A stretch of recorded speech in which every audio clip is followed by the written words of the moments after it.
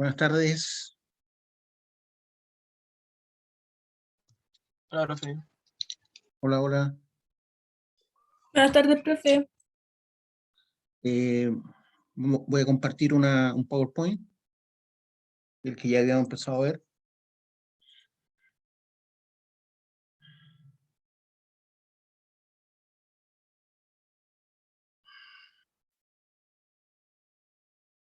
Bueno, lo primero que vamos a hacer es definirlo como un mineral, ¿ya?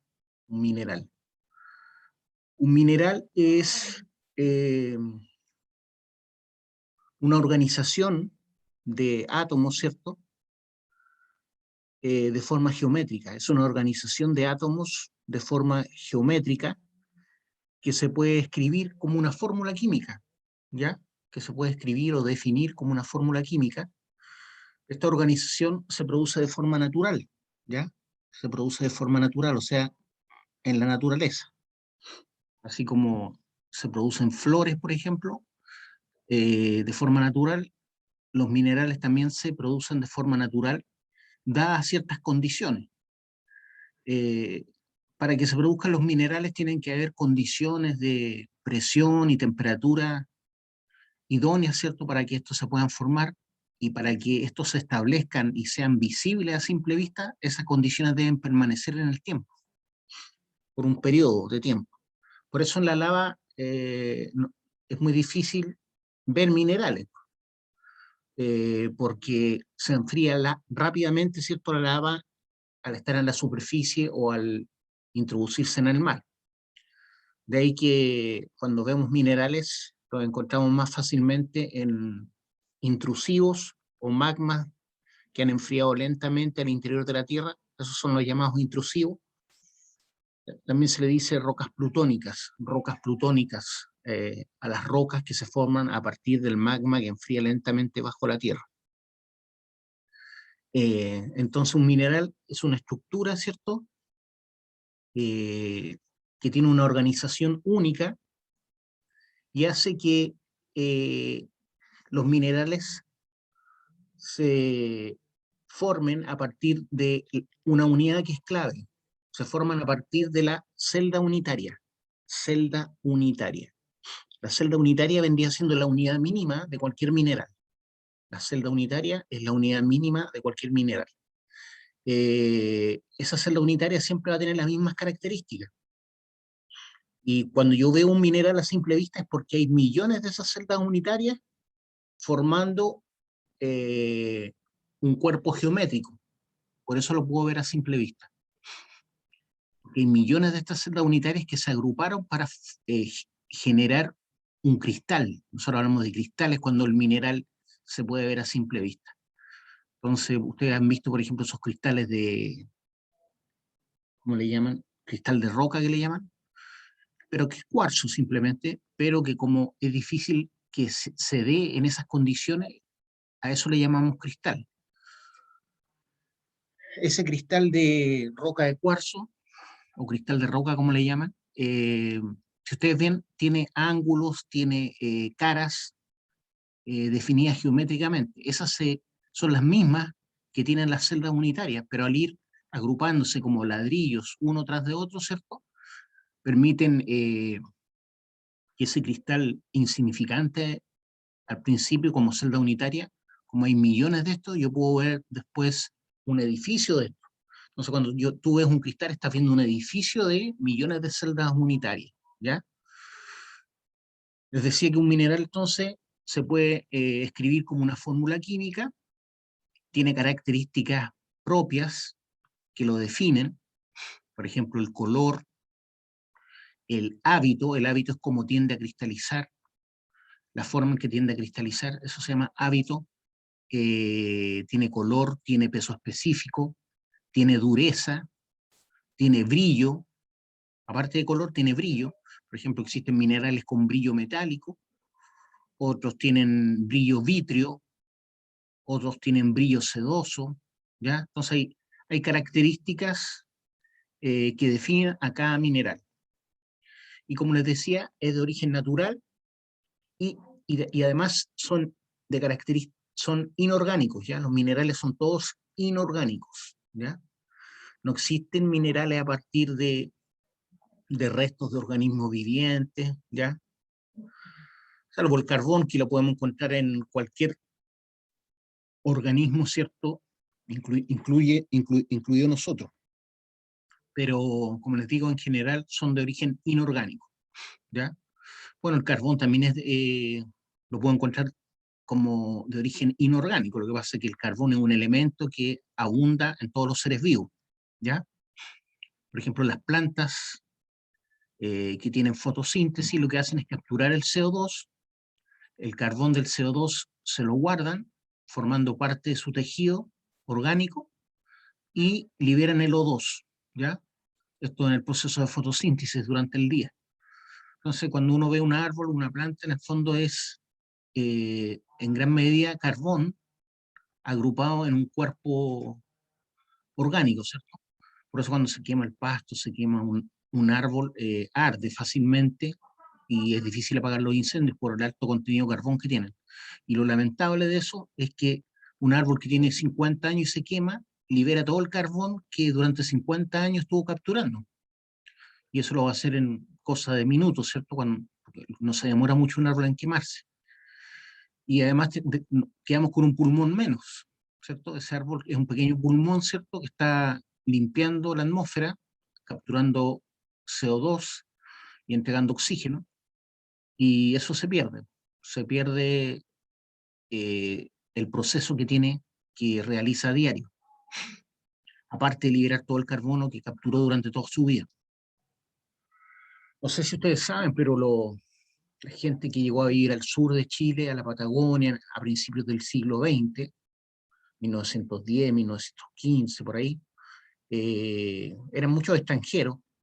No les vamos a dar el origen para no acusar a nadie, pero es fácil encontrar, ¿cierto? Eran extranjeros que no eran, la mayoría no eran de origen eh, español, sino de origen europeo, aparte del español, y lo que hicieron es quemar bosques nativos en la Patagonia para poder plantar cereales, como el trigo, como la cebada, ¿cierto? Y se les fue de las manos los incendios. Y la Patagonia ardió por 40 años. 40 años es lo que se dice que ardió la Patagonia. O sea, miles y miles de hectáreas se quemaron para plantar, para tener ganadería, ¿cierto?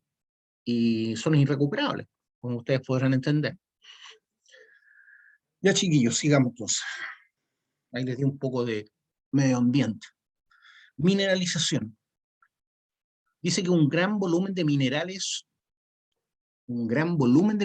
que son relativamente pocos, habíamos dicho que no son más de 2 docenas, o sea, estamos hablando de 24 minerales como máximo, que son los más importantes que constituyen, ¿cierto?, la corteza terrestre.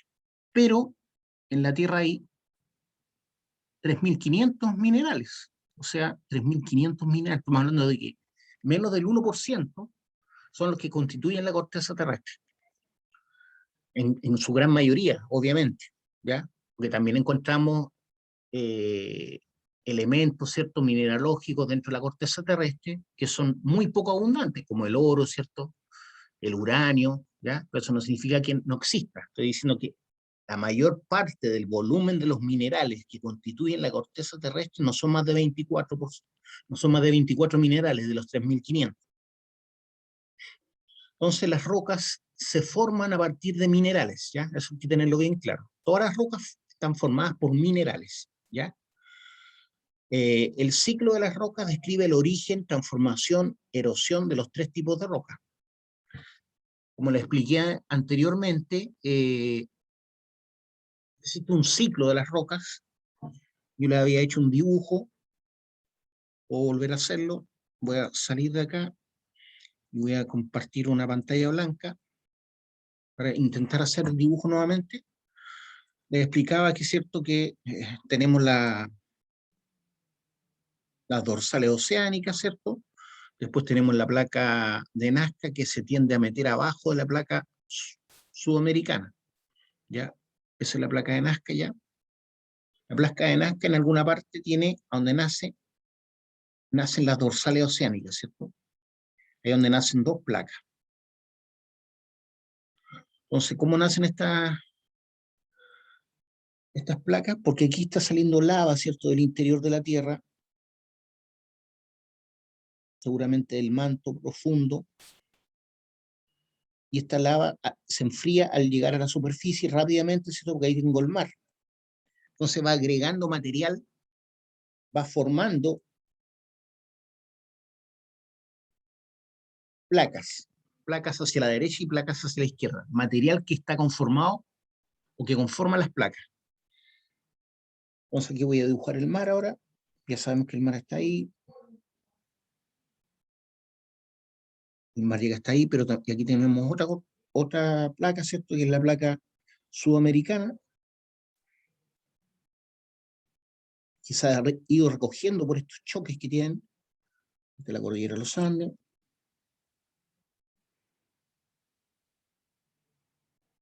Entonces así es como funciona la cosa, más o menos, ¿ya? Entonces, lo que hay que tener claro que aquí es donde se originan las placas, tanto hacia la izquierda como hacia la derecha. Y aquí se podría decir que es el fin de las placas, ¿cierto?, donde mueren. ¿Por qué? Porque aquí, al introducirse, aquí hay alta presión, hay roce, y hace que las placas se vuelvan fluidas nuevamente, se genere magma. Ese magma, al principio, ¿cierto?, tendió a formar volcanes cerca de la costa. Hoy en día eso ya se cortaron esos ductos y el magma está mucho más al interior, ¿ya? El magma está en esta zona, de aquí donde se acumula el magma. Ahí me faltó un poco más de lengua de la, de la placa. Voy a tratar de hacerla bien. ¿Cómo se forman las placas? Estoy explicando eso, po. Estoy diciendo que el magma que sale desde las Ah, ¿no dorsales se forman oceánicas, igual? sí se forma. Ah, ya. El magma que sale de las dorsales oceánicas es el que forma placa hacia la izquierda y hacia la derecha. Aquí ya se tiende a degradar esto, ¿cierto? Ya. Y aquí se tiende a poner fluido.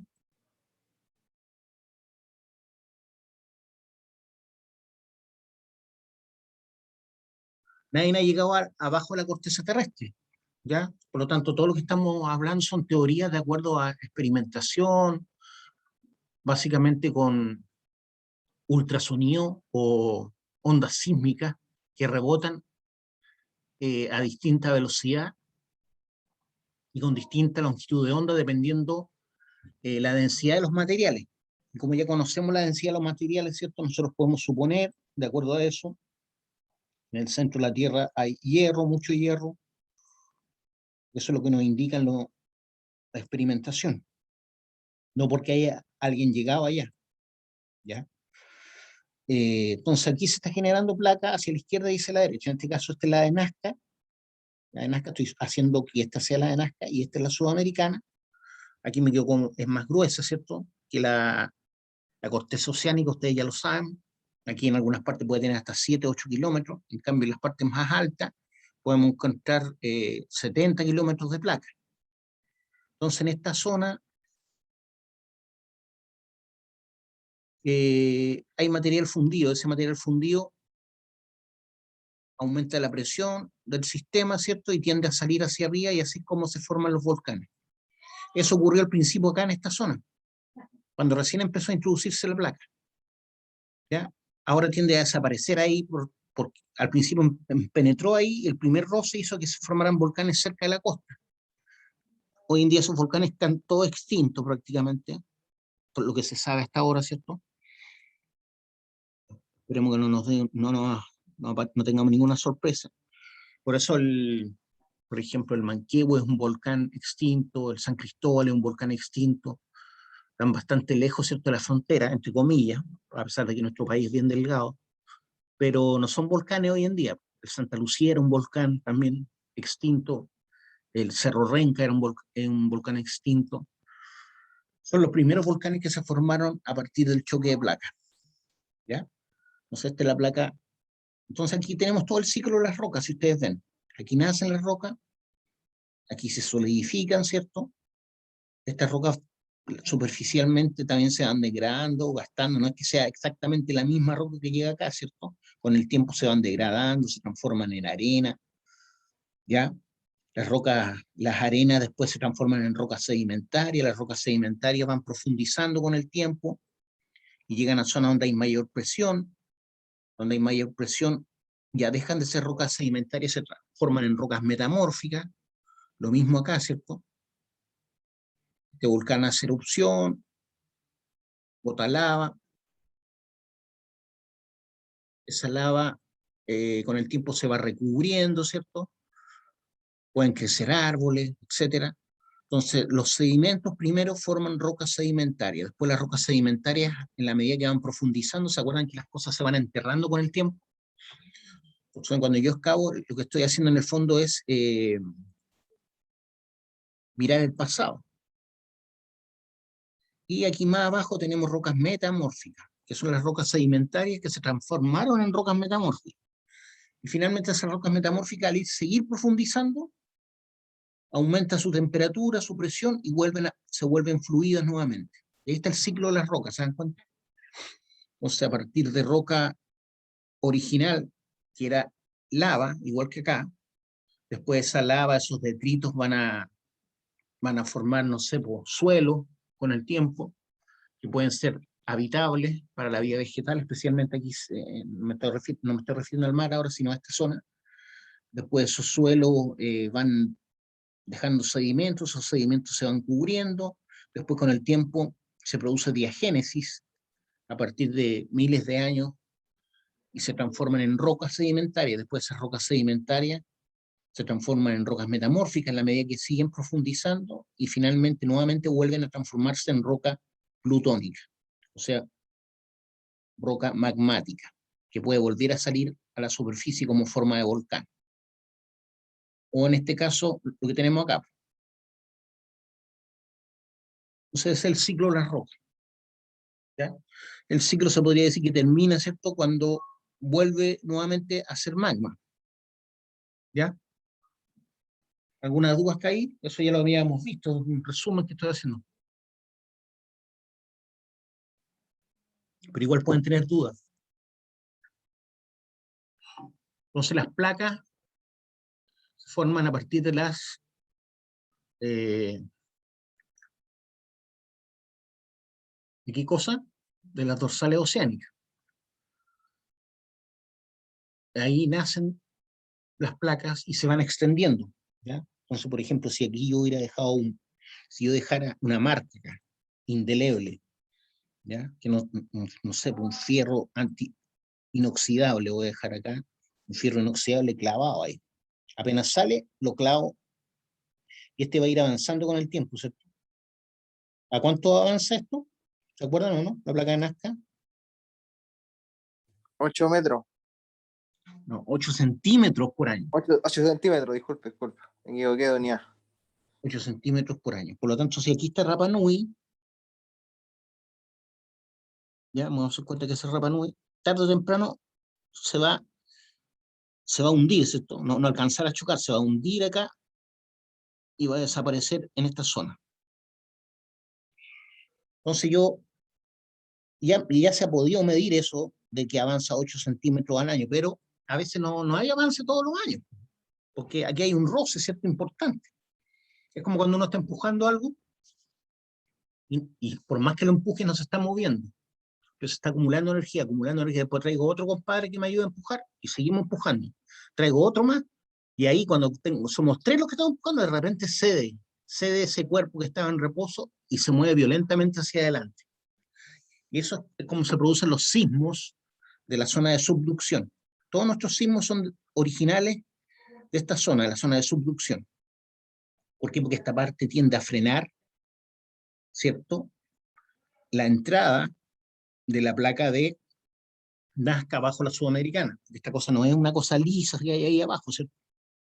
No es lisita ni está aceitada.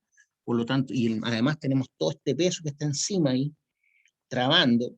Hay zonas que tienen más trabas que otras. Por eso hay zonas que como que tiembla más. No sé si se han dado cuenta, por ejemplo, frente a la Ligua siempre está temblando, frente a la costa en la Ligua, como a la altura de Puchuncaví, Ventana, siempre está temblando en esa zona, siempre está temblando frente a Cauquicura, siempre está temblando frente a Los Vilos. Entonces hay zonas que aparentemente hay más rugosidad y eso hace que se acumule más energía por más tiempo y de repente cede, porque cuando cede y se produce ese movimiento es cuando se produce el sismo, ¿ya? El terremoto. Entonces está todo relacionado, si se dan cuenta, la generación de placa, la formación de rocas, ¿cierto? La formación de minerales y la sismología.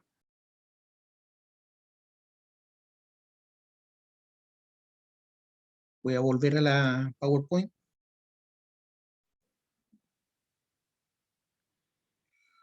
Entonces, lo primero son las rocas ígneas, ¿cierto? Las primeras que se forman a partir de los volcanes o de las dorsales oceánicas. Después tenemos rocas sedimentarias, los sedimentos de las rocas ígneas, que son trozos de roca, ¿cierto? Arena, arenisca, pero no arenisca, me refiero, la arenisca es una roca. Cuando yo digo arenisca, no me estoy refiriendo a la roca, me estoy refiriendo a arenilla, más bien debería decir arenilla, arena, grava. Esa grava puede estar o no asociada a materia orgánica, pueden ser restos también de organismos vivientes que se van depositando en el fondo marino, conchas, todo tipo de esqueletos, ¿cierto? Van llegando al fondo marino. Estamos hablando de básicamente carbonato de calcio que se va acumulando en el fondo, ¿cierto? Eso es lo que las conchas están formadas por carbonato de calcio, los huesos están formados por carbonato de calcio, y eso se va depositando con el tiempo, el peso va haciendo su trabajo, ¿cierto? La alta presión que hay ahí también, estamos hablando en el fondo marino, ¿cierto?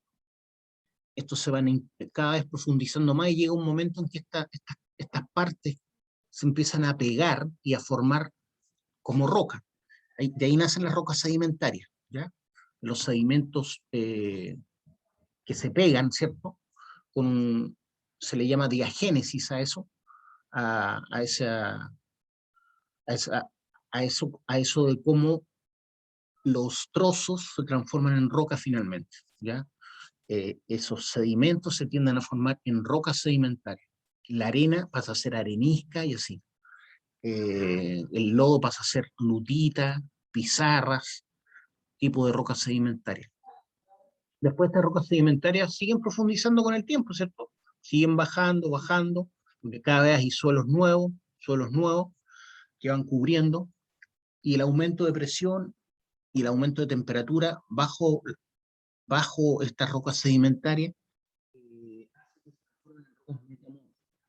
las rocas sedimentarias no pueden estar estables a esa enorme presión, a esa temperatura alta, y ya dejan de ser rocas sedimentarias y pasan a ser rocas metamórficas. ¿Por qué? Porque se rompió el equilibrio en las cuales podían estar como rocas sedimentarias, ¿ya? Es algo parecido a lo que ocurre con el carbón, ¿es cierto? Ustedes han escuchado que el carbón a altas presiones, ¿cierto? Bajo la corteza terrestre se transforma en diamante. De hecho, el diamante es un carbón, es un tipo de carbón. Por lo tanto, si usted tiene un diamante, no se le va a ocurrir tirarlo al fuego, porque se le va a quemar, ¿ya? Y va a perder millones de pesos. Entonces, el diamante es un tipo de carbón que tiene otra estructura, porque se formó a mayores presiones, ¿ya?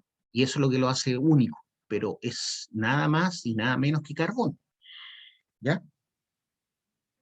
Después las rocas metamórficas con el tiempo siguen profundizando, sigue aumentando la presión, la temperatura y vuelve a transformarse nuevamente en magma, ¿cierto? Y ese magma puede dar origen a plutones, ¿cierto? Placolitos, lopolitos, puede formar volcanes incluso, y ahí nuevamente comienza el ciclo. Les decía que se conocen más de 3.500 minerales en la Tierra. Solo aproximadamente 2 docenas son las más comunes en la corteza terrestre. Esos son los más comunes, los que encontramos con mayor facilidad. No significa que sean los únicos que están formando la corteza terrestre. Obviamente no son los únicos, porque si no no conoceríamos 3.500 minerales. Todos vienen de la corteza terrestre, todos los minerales. Sin embargo, los recursos más importantes provienen de los menos comunes, ¿cierto? Dentro de esas dos docenas no tenemos el oro, no tenemos el cobre, no tenemos el titanio, no tenemos el uranio, ¿ya? Entonces, ahí es donde nacen los yacimientos, que son, como les decía yo, anomalías geológicas. Habíamos hablado de eso, ¿cierto? Lo que era un yacimiento. Ya la se pasaba, parece. Ya. Entonces, un yacimiento básicamente es una anomalía geológica porque encontramos en él a lo menos un mineral con valor comercial, por ejemplo, cobre, oro, plata, uranio, titanio, manganeso, con tal concentración que me permite gastar muchos recursos para extraerlo y aún así me entrega utilidades porque está concentrado. Por eso se llama anomalía geológica, porque tiene una concentración que no es normal en la corteza terrestre, ¿ya? Porque la mayoría de los minerales que nosotros usamos están muy por debajo del 1%, en general, ¿ya? Ahí tenemos dos tipos de rocas, las dos son rocas de origen plutónico, que significa que es un magma que enfrió lentamente bajo la Tierra. Uno de esos dos enfrió más rápido, en este caso la riolita. ¿Cómo lo sé? Porque no veo minerales. No se alcanzaron a formar minerales que pueda ver a simple vista. Por lo tanto, esa roca yo la denomino afanítica. ¿Por qué? Porque no se alcanzan a ver los minerales a simple vista. En cambio, en la que sí se alcanzan a ver, en el granito, entonces esa roca es porfírica. Entonces esta es una roca de origen magmático, esta también, pero esta enfrió más rápidamente, por lo tanto los iones no alcanzaron a agruparse y formar minerales que yo los pueda ver a simple vista. No es que no tenga minerales, lo que pasa es que no los alcanzo a ver a simple vista. La riolita, si ustedes la vieran, es color rosácea, ya más bien entre rosada y roja. ¿Por qué? Porque lo que más tiene es ortoclasa. La ortoclasa es un feldespato y se llama feldespato potásico. Y es de color rosado justamente. El granito también es medio rosado, justamente por el mismo tipo de mineral, el feldespato potásico. El feldespato potásico o ortoclasa hacen que el granito y la riolita sean más bien rosadas, ¿ya? No es que tenga solamente ortoclasa la riolita, pero tiene mayor cantidad que feldespato sódico, que es blanco, por ejemplo. En cambio, la monzonita cuarcífera, que es como la roca madre de toda la quinta región costa, cuando hablamos de roca madre se refiere a la roca que formó los cerros, las montañas, ¿cierto? Todo lo que vemos sobre esa roca, ¿ya? Los suelos que se forman donde plantamos, ¿cierto? Son suelos que originalmente eran rocas que se fueron degradando, se fueron mezclando con restos de organismos vivientes, formando materia orgánica, y esa mezcla única, ¿cierto? Es la que le da, ¿cierto?, la vida a la quinta región, ¿ya? Ese tipo de suelos. Antes que se formen esos suelos aptos para la agricultura, se forma arcilla. La arcilla rojiza es lo que es el paso es como el penúltimo paso a que se formen los suelos. ¿Ya? La arcilla rojiza tiene abundancia de hematita, por eso es rojiza, y también tiene limonita, que es un mineral, un óxido de hierro que es amarillo. Por eso en general el suelo, ¿cierto? Nosotros, como le llamamos la gran mayoría de la gente, la tierra, ¿cierto?, es cafezosa, justamente por el gran contenido de limonita y hematita. Entonces aquí estamos viendo una roca porfírica porque puedo ver sus cristales. Eso significa que enfrió, tuvo más tiempo, un periodo más largo para enfriarse. Tuvo un periodo más largo para enfriarse. Entonces se alcanzaron a agrupar los iones semejantes. Entonces hubo más tiempo para que se formaran cristales más grandes de piroxeno, ¿cierto? Anfíboles, que son los oscuros, ortoclasa, que son los rosados, plagioclasa, que son lo blanco es plagioclasa, y lo medio transparente es cuarzo. ¿Ya? También hay partes transparentes que se ven como celeste acá, esas son las transparentes. Esa es cuarzo. Entonces esos son los principales minerales que conforman el granito. ¿Ya? ¿Alguna duda, alguna pregunta de lo que hemos hablado?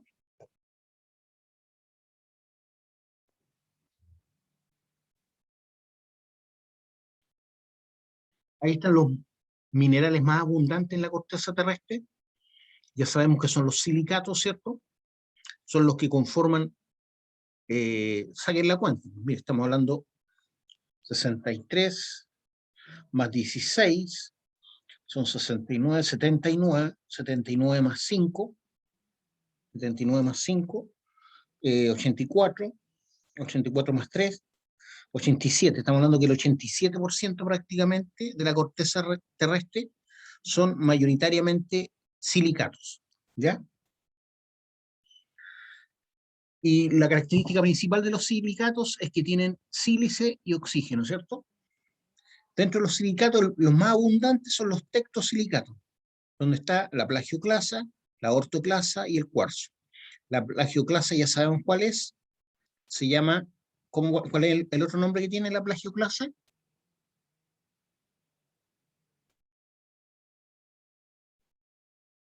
Lo olvido ya. Feldespato sódico.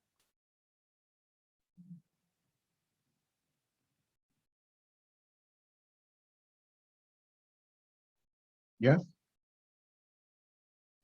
Y la ortoclasa tiene otro nombre. El despacho potásico. Feldespato potásico. ¿Ya? Y el cuarzo nomás, o dióxido de silicio. Los filosilicatos conforman el 5% de la corteza terrestre, y son tres: la biotita, la moscovita y la clorita. La biotita y la moscovita forman como micas, ya la clorita también, micas, por eso se les dice silicatos tipo hoja. ¿Visto la torta de 1000 hojas? La forma que tienen, así se forman estos minerales, la biotita, la moscovita y clorita, como formado por varias capas, por láminas. Ya, así ese es el hábito que tiene. El hábito para cristalizar, tiende a formar como capas, como las capas de un libro. Entonces eso hace que sea un mineral exfoliable, que lo puedo separar por capas. De ahí viene la palabra exfoliable. Foliable viene de hojas. Entonces es fácil separarlo por hojas, la biotita, la moscovita y la clorita. ¿Qué significa? Que los enlaces que permiten que se formen esas hojas, que son laterales, son enlaces más firmes que los enlaces que agrupan la hoja entre una y otra, que son enlaces que están uniendo cosas hacia arriba o hacia abajo. Esos enlaces son más débiles, por eso estos minerales, como se dan cuenta ustedes, son bien complejos. Miren la clorita, tiene un magnesio, un hierro, y hay un 5, ahí significa que hay 5 magnesios y 5 hierros enlazados. Un aluminio, y después viene una masa de aluminio y 3 silicios, 10 oxígeno y 8 hidroxilo, ¿ya? Ese ion se llama hidroxilo. Cadenas de silicatos. Las cadenas de silicatos están los piroxenos y los anfíboles, que son los minerales oscuros en el granito y la monzonita cuarcífera. Y son los que le dan, por ejemplo, al basalto, al gabbro, que son otro tipo de rocas plutónicas, ¿cierto? El color oscuro, que significa que tiene más anfíboles y piroxenos que plagioclasa u ortoclasa. Por eso son más oscuras esas rocas, el gabbro, el basalto, porque tienen más piroxenos y anfíboles, ¿ya? Que plagioclasa, ortoclasa o cuarzo.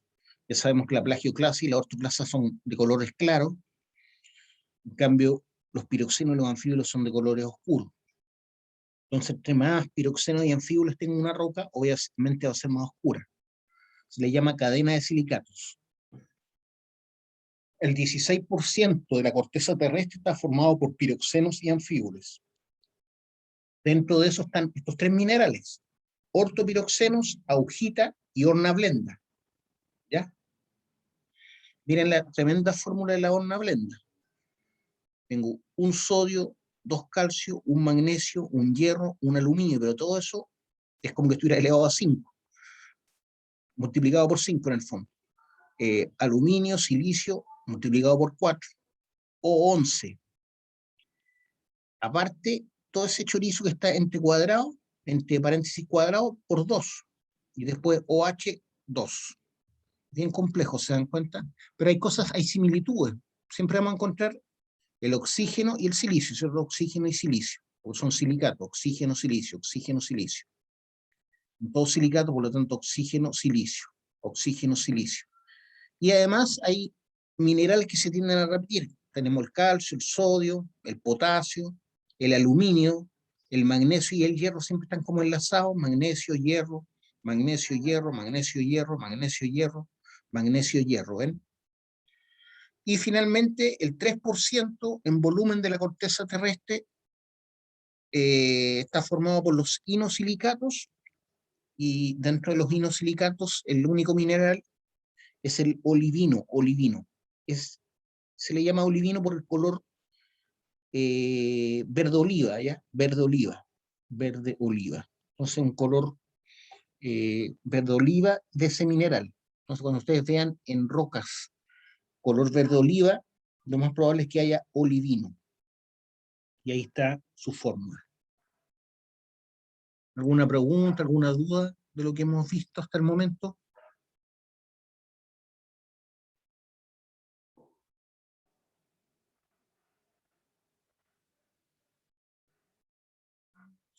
Aquí tenemos la abundancia de los elementos, ¿cierto?, en la corteza terrestre. Como ustedes pueden ver en peso presente como óxido, el silicio está en un 59%, porque el silicio nunca lo encontramos solo, ¿se dan cuenta? Siempre está como silicato, y el silicato está asociado al oxígeno.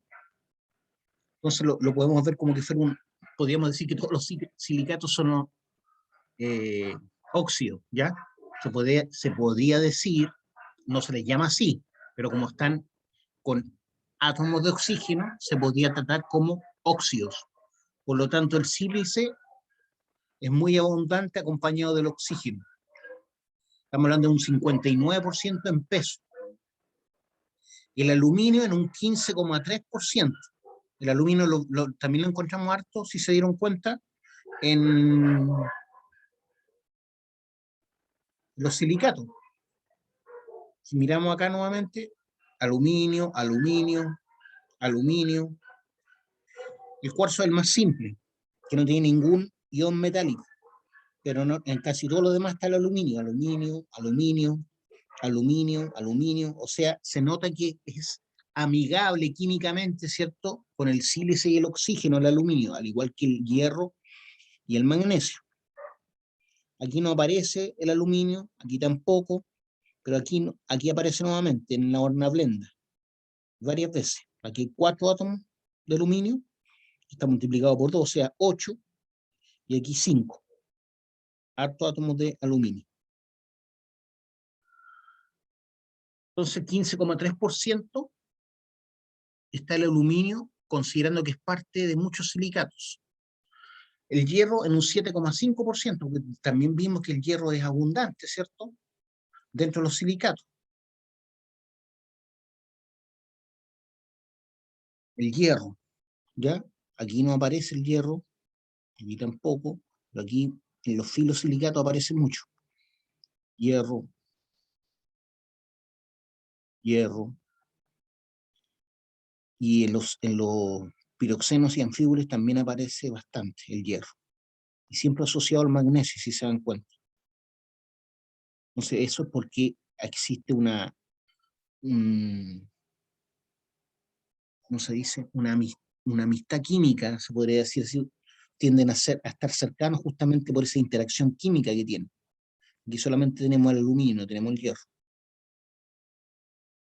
Entonces estamos hablando de que el hierro representa un 7,5% en peso, pero generalmente está como óxido, ¿ya? Dentro de los silicatos podríamos decir que está como óxido, que está asociado al oxígeno, ¿cierto?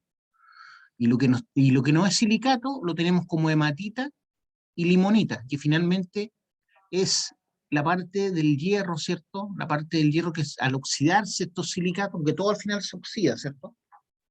Voy a devolverme de nuevo.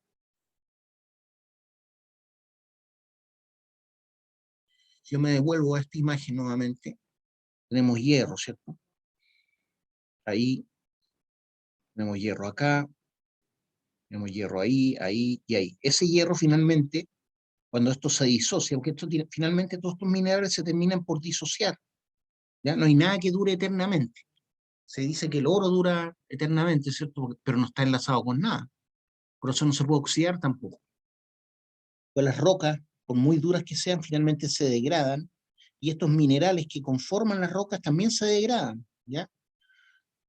Por se terminan oxidando, corrompiendo, entonces se disgregan todas estas partes.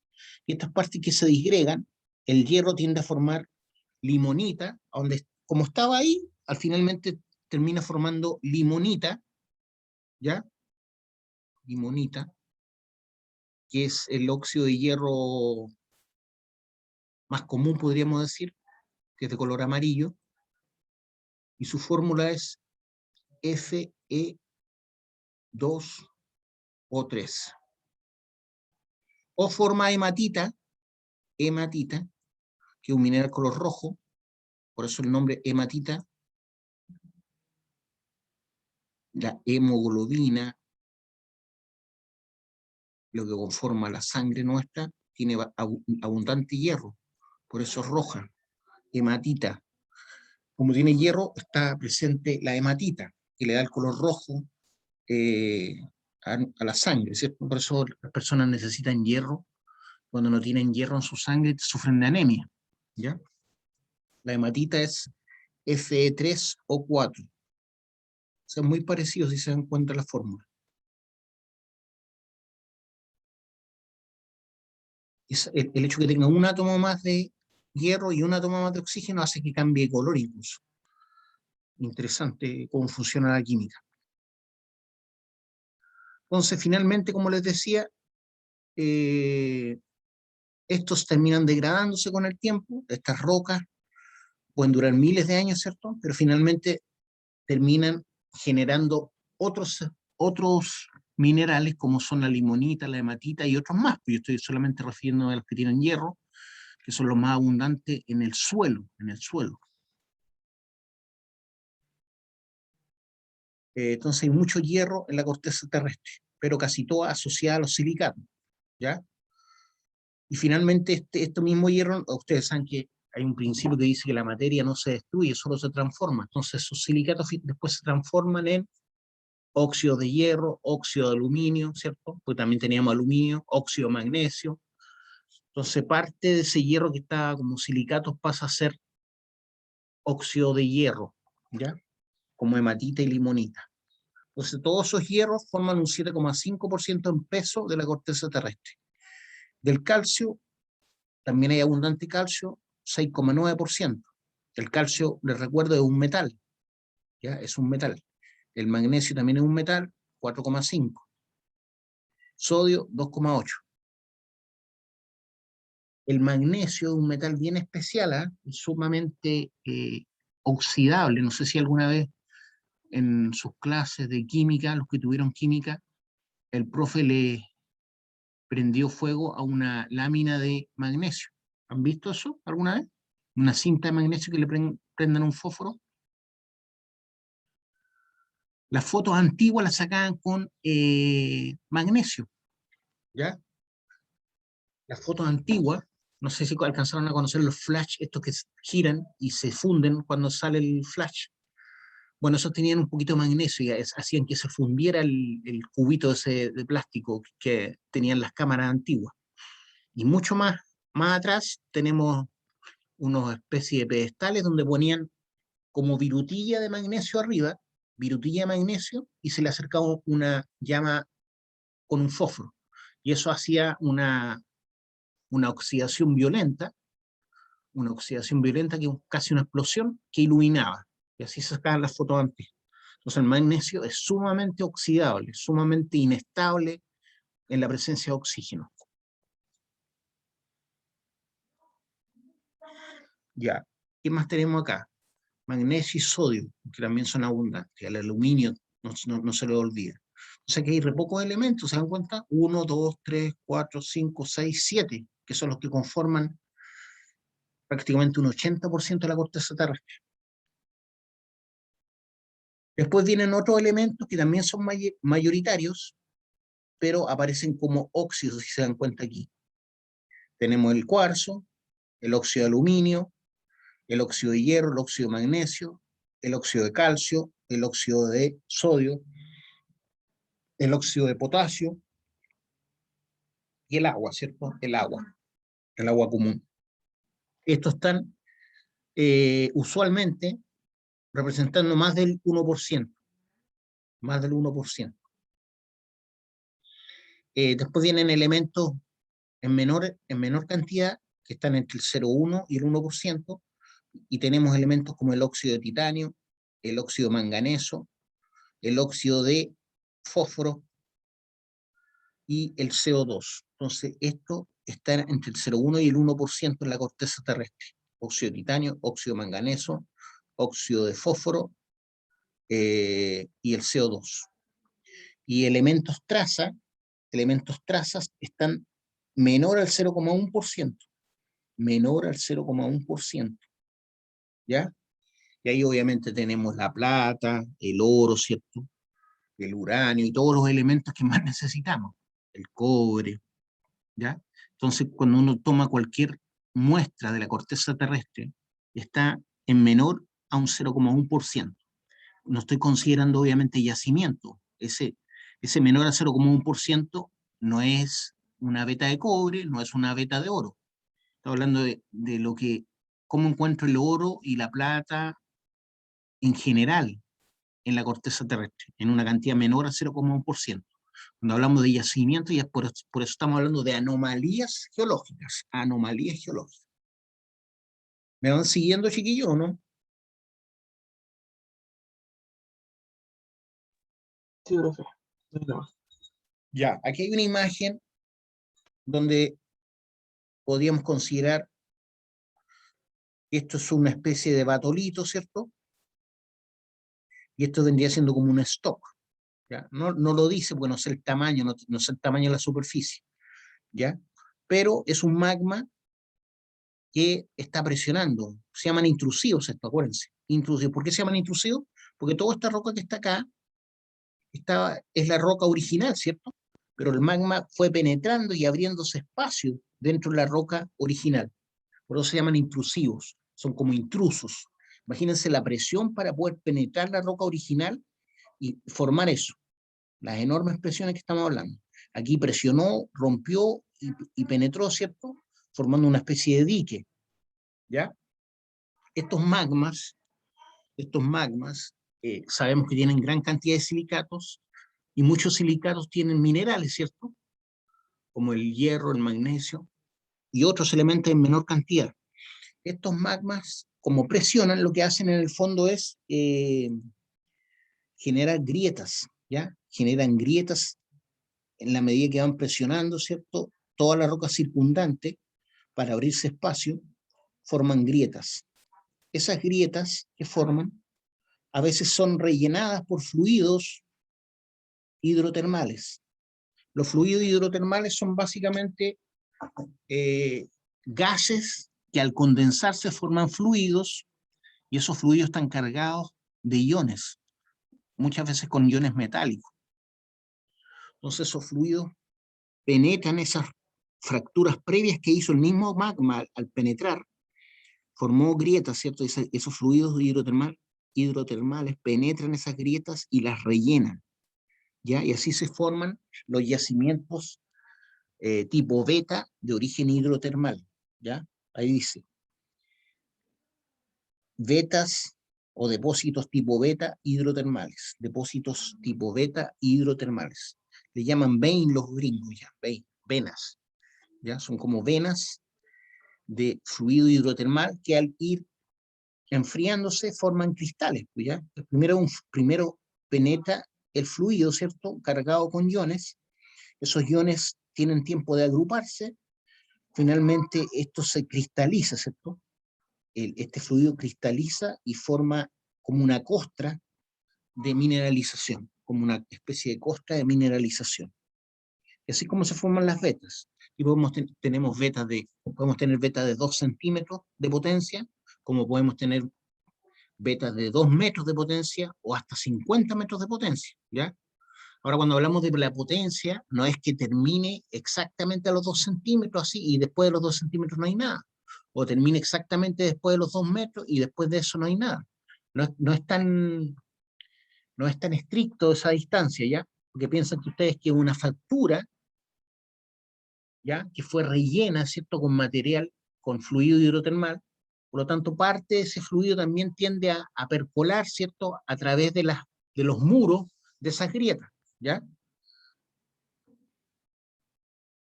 Entonces aquí pasó algo parecido, ¿ya? Aquí hay una fractura que fue generada por este intrusivo, pero aquí subió magma, y ese magma, ¿qué es lo que hizo? Llegar a una zona donde habían aguas subterráneas, y esas aguas subterráneas se calentaron y formaron un geyser, ¿ya? Entonces, no alcanzó a ser un volcán esto, que el magma seguramente no llegó hasta tan arriba, pero lo suficientemente alto como para alcanzar las napas subterráneas, o aguas subterráneas que hay ahí, alcanzaron el nivel freático, que se dice donde están las aguas subterráneas, y esas aguas se calentaron formando un geyser o aguas termales. A veces no se forman geysers, se forman simplemente termas, pero siempre están asociadas a magmas, ¿ya? Aunque la mayoría de los magmas que forman las termas son de origen volcánico, ¿ya? Pero aquí estamos mostrando que no es de origen volcánico un geyser en esta imagen. ¿Alguna duda, alguna pregunta de lo que hablamos, de cómo se forman las vetas? En este caso estamos hablando de vetas porque son casi verticales, ¿ya? Pero cuando estas vetas son casi horizontales, hablamos de mantos. Aunque hay mantos de carbón que no tienen nada que ver y no son de origen hidrotermal, ¿ya? Los mantos de carbón se forman a partir de la descomposición lenta, ¿cierto? De vegetación. Eso, así como se forman los mantos de carbón. Por lo tanto, ese carbón y esos yacimientos, si lo piensan, no son de origen inorgánico, sino de origen orgánico.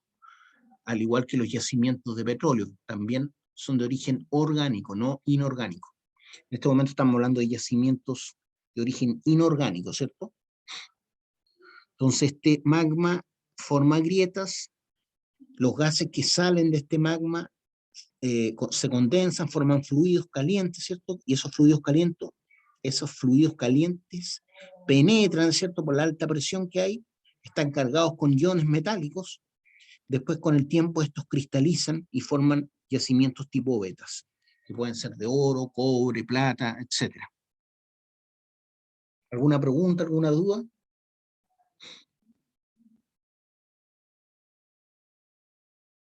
¿Dudas, preguntas? Ahí tenemos lo mismo, si se dan cuenta. Lo único que hice es agrandar la imagen.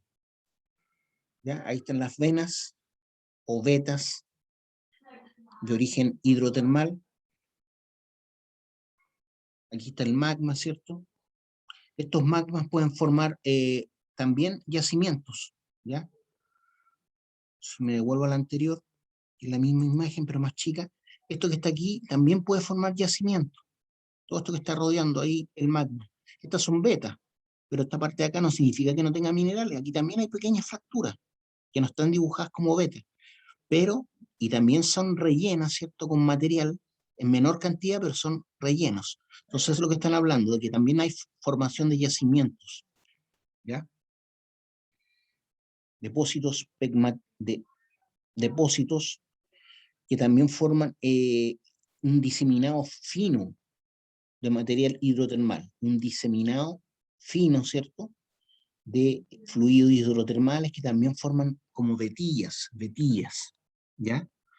En un especie de brecha. Brecha es cuando la roca se va quebrando por la presión y todo lo que rodea la brecha puede ser mineral, como dice ahí, diseminado finamente como material hidrotermal.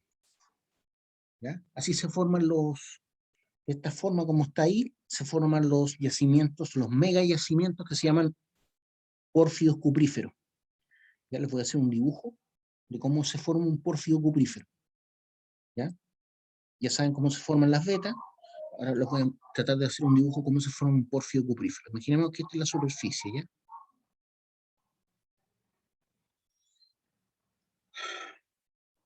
Y bajo la superficie llegó un magma, ¿cierto? Un magma que penetró y llegó hasta por aquí más o menos el magma. No alcanzó a salir a la superficie. Se podría decir que fue un casi volcán. ¿Ya? Por eso se dice que los yacimientos tipo pórfidos cupríferos fueron un casi volcán. Ese magma, ¿cierto? Penetró ahí, perdón, el magma lo que hizo fue producir grietas, ¿cierto? En toda la roca circundante, roca preexistente. Esta roca que está rodeando ese magma, que ya se enfrió, pero que originalmente estaba fundido, produjo grietas. Esas grietas fueron rellenas de material. ¿Ya? Que también viene de fluidos hidrotermales que generaron el magma, formando como vetillas, ¿ven?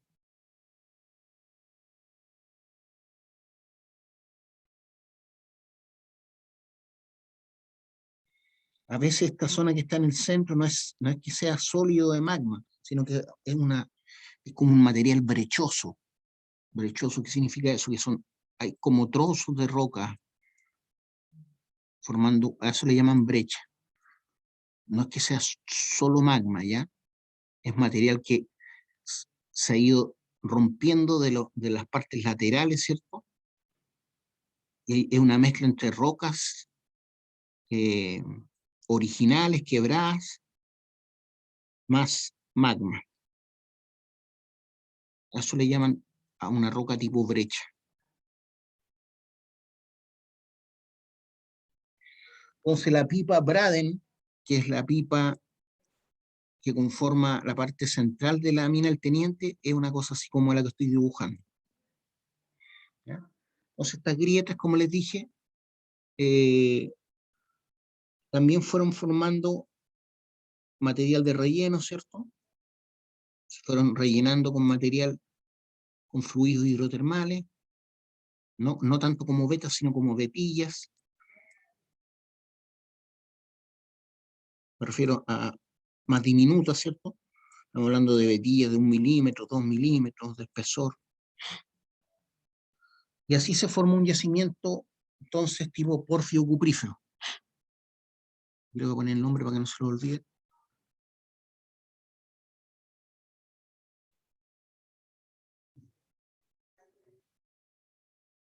Son yacimientos de baja ley en general, no hay mucha ley, pero son enormes. Esa es la diferencia.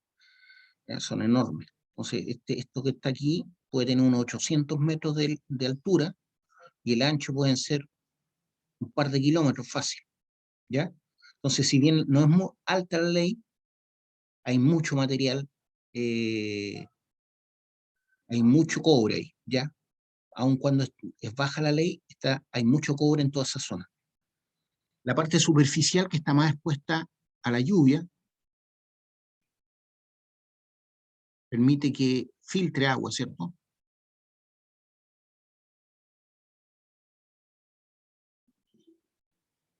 Entonces, hay agua que filtra, ¿cierto? El agua filtra esa zona, y el filtrar esa zona forma lo que llamamos óxidos. Entonces, toda esta zona tiende a tener muchos óxidos de cobre. ¿Ya? Estoy suponiendo que las vetillas llegaron hasta allá arriba, ¿ya? Voy a hacerlas más largas para que no quepa duda que es eso. Entonces las vetillas que llegaron hasta allá arriba con iones de cobre, siempre llegan como sulfuros, ¿ya? Todo lo que se forma aquí originalmente son sulfuros de cobre, ¿ya? El azufre está metido acá, obviamente, porque estamos hablando del magma, ¿cierto? Entonces, todas esas vetillas que con el tiempo fueron expuestas al agua forman óxidos de cobre.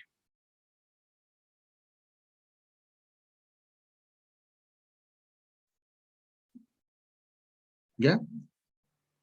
Más abajo, el agua ya no tiene tanto alcance, entonces lo que encontramos son sulfuros secundarios. Todas estas son más abajo.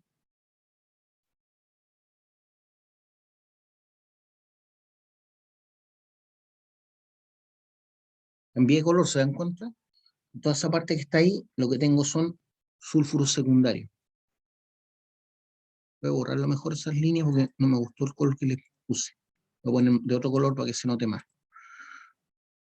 Ese color quise pinchar y me salió otro color. Entonces toda esta parte que está acá forma lo que llamamos sulfuro secundario.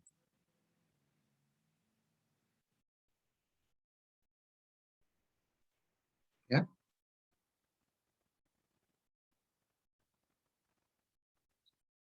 Entonces a esa parte le vamos a colocar sulfuro secundario.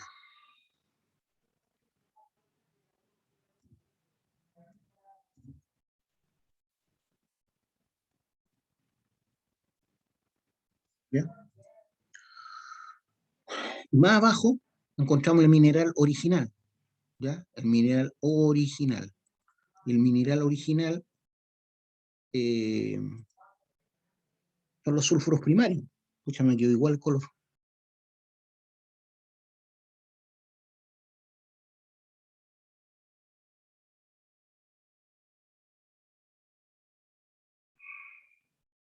Mineral original que se formó en esas vetillas son sulfuros primarios. Por eso se llaman sulfuros primarios, que son los que primero se forman.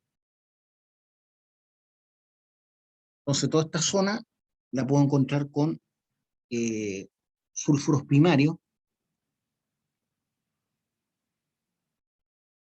y el mineral asociado a esos sulfuros primarios es uno solo. ¿Ya le había dicho cuál era o no? ¿Cuál es el mineral asociado a los sulfuros primarios?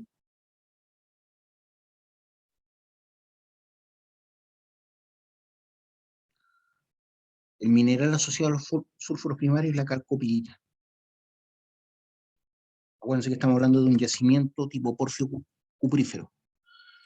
Los minerales secundarios están asociados a otros minerales que se llaman calcosina, obelina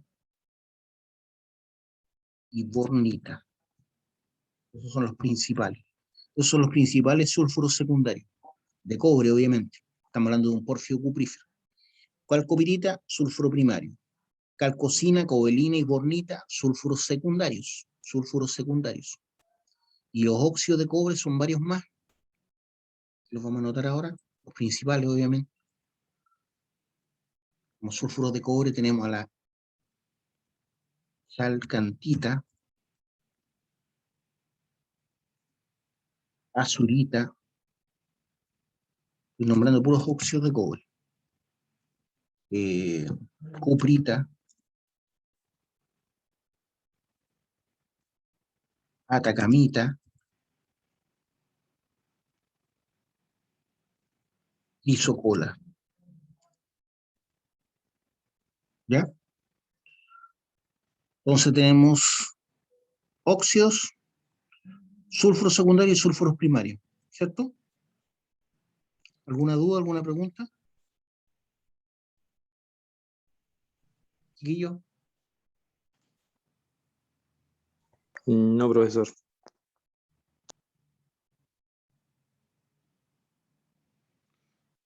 Entonces, ¿qué es lo que primero se forma? Este yacimiento recién se formó, ¿qué es lo que encontramos primero? Óxidos de cobre. No, pues, no me entendieron nada lo que me expliqué. Todos son sulfuros primarios. Cuando se forma esto, todo es sulfuro primario. Con el tiempo, las aguas van infiltrando, el aire va penetrando esta zona y los sulfuros primarios dejan de ser sulfuros primarios, se transforman primero en sulfuros secundarios y después en óxidos de cobre, porque el agua los oxida. Entonces lo primero que tenemos son los sulfuros primarios. Aquí, todo esto era sulfuro primario cuando se formó. Puras vetillas de sulfuro primario. Con el tiempo el agua va entrando, ¿cierto? El aire está más cercano a la superficie, va oxidando y forma primero sulfuros secundarios.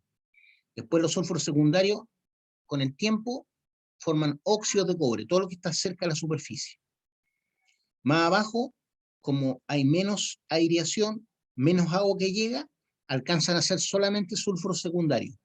Pero mucho más en profundidad, ya el agua no llega, ya no llega el aire, y se mantienen siempre los minerales originarios, o sea, los sulfuros primarios. Sulfuros primarios. En este caso, solamente calcopirita. Es el sulfuro primario en esencia. Calcopirita. ¿Ahora sí me siguieron?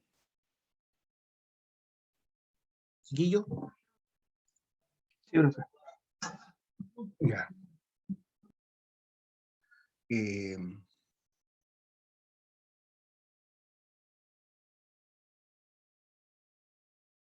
Vamos a borrar esta imagen ahora.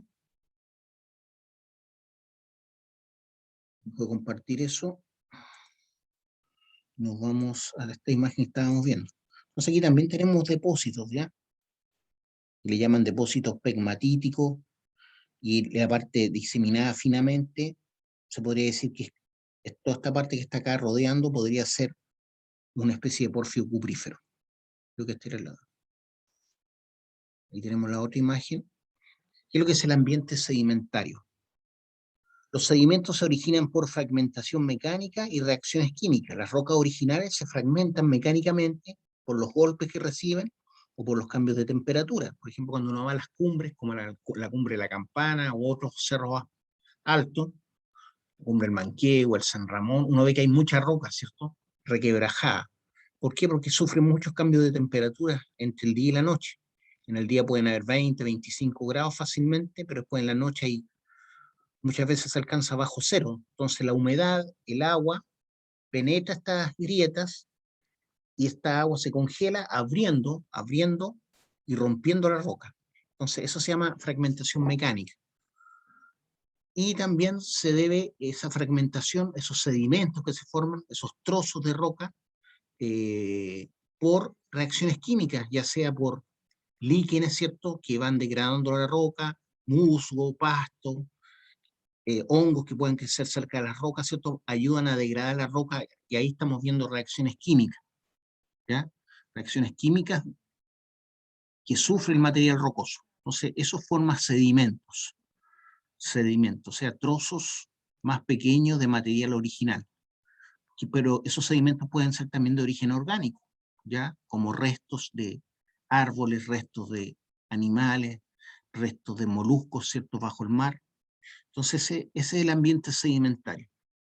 Depositación de partículas, procesos químicos y biológicos que ayudan a acelerar la degradación de la roca, y eso puede hacer que precipiten minerales de una solución, puedan precipitar minerales de una solución. ¿Ya? Porque las cosas cuando se descomponen generan percolados, ¿cierto? Percolados. Esos percolados penetran, ¿cierto?, las rocas, los suelos, y pueden generar degradación de estas rocas. Se producen en zonas donde hay minerales metálicos, estas aguas que penetran y atraviesan esa zona con minerales metálicos generan aguas ácidas. Esas aguas ácidas ayudan a degradar más rápidamente las rocas.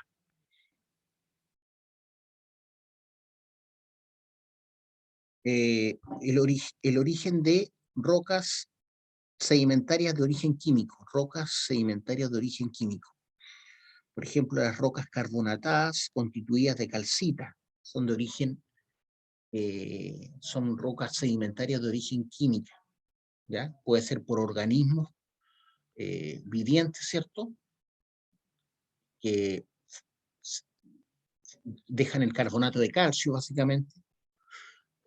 Hay pequeño plancton, me refiero a, sí, plancton de las aguas, que también están formados por carbonato de calcio. Entonces, finalmente, cuando el agua se evapora, quedan básicamente una concentración alta de estos organismos muertos, ¿cierto?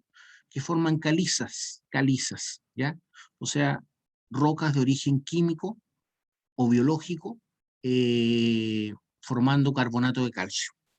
A eso se refiere. Las calizas son carbonato de calcio. Lo que pasa es que hay unas que son por depositación química y otras son por depositación física de conchas, de esqueletos de animales que van muriendo, ¿cierto? Y se van depositando en el fondo de un lago, en el fondo del mar. Y lo que les decía, también tenemos la evaporación, ¿cierto? Y a ese tipo de calizas se le llaman evaporitas, precipitación durante la evaporación, se van depositando en el fondo durante la evaporación. Así se forman también los salares, ¿ya? Que es precipitación durante la evaporación. Pero en este caso estamos hablando de evaporitas, que son un tipo de roca sedimentaria de origen químico que forma carbonato de calcio, ¿ya? Carbonato de calcio. Voy a anotar ahí que lo que es el carbonato de calcio es calcio, ¿cierto? Y el carbonato se anota así. ¿Ya? Nuestros huesos, las conchas, están formadas por carbonato de calcio, ¿ya? Entonces las evaporitas más conocidas son la halita y el yeso. La halita y el yeso. Bueno, aquí están hablando no solamente de carbonato de calcio, sino también de la sal común. ¿Se acuerdan que les hablé de salares? Y del yeso. El yeso, que es un mineral, ¿cierto? Al igual que la halita, que es la sal común, son evaporitas a partir de la precipitación del mineral.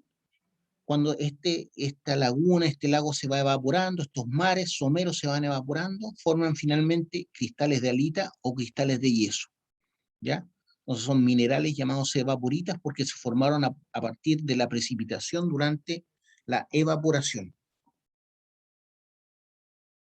¿Qué es lo que es el chert? Es sílice de grano fino, puede ser de origen químico o biológico. El chert, entonces, que es otro tipo de roca sedimentaria, es sílice de grano fino. Cuando hablamos de grano nos referimos a los cristales, ¿ya? Por lo tanto es una roca afanítica. Cuando habla de grano fino se refiere al cristal que forma. Entonces el sílice de grano fino es una roca afanítica de origen químico o biológico.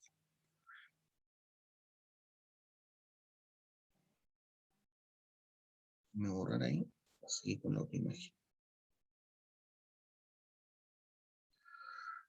Entonces ya tenemos rocas sedimentarias, ¿cierto? Y esas rocas sedimentarias después forman en profundidad, ¿cierto? Dejan de estar en equilibrio estas rocas sedimentarias porque han llegado a mucha profundidad bajo la tierra y esa profundidad hace que aumente la presión. Esa presión hace que ya la roca sedimentaria no esté en equilibrio a esas altas presiones y se tiende a formar, se tiende a transformar en una roca metamórfica, ¿ya? Entonces hay dos tipos de metamorfismo, el metamorfismo regional y el metamorfismo de contacto. Metamorfismo de contacto se refiere a cuando una roca sedimentaria, ¿cierto?, se transforma en roca metamórfica debido a la cercanía a un magma, a un intrusivo. Entonces había roca sedimentaria, llegó un magma, un intrusivo, y hizo que aumentara la presión y la temperatura en su cercanía. Y eso hizo que la roca sedimentaria se transformara en roca metamórfica. Y el metamorfismo regional tiene que ver con la profundidad, ¿cierto? La profundidad en que alcanzan a estar ciertas rocas por el ciclo de las rocas y llegan a un punto cercano, por ejemplo, donde está en la zona de contacto de las placas, o a tal profundidad que ya la roca no puede estar sólida, sino que se funde por el calor que hay bajo tierra. Entonces esa roca sedimentaria no se funde inmediatamente.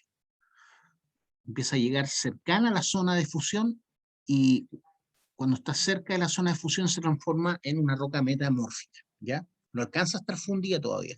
Es una roca metamórfica. Ya, chiquillos, por hoy lo vamos a dejar hasta acá. No sé si tienen alguna duda, alguna pregunta de lo que hemos visto. Ninguna duda, profe. Nada, profe, nos vemos. Que esté muy bien, muchas gracias. Ya, Ya, profesor. Chaito, gracias. nos vemos. Chao, Ya, profe. profe. Chao, chao. Buen fin de semana. Igualmente. Chao, profe. Chao.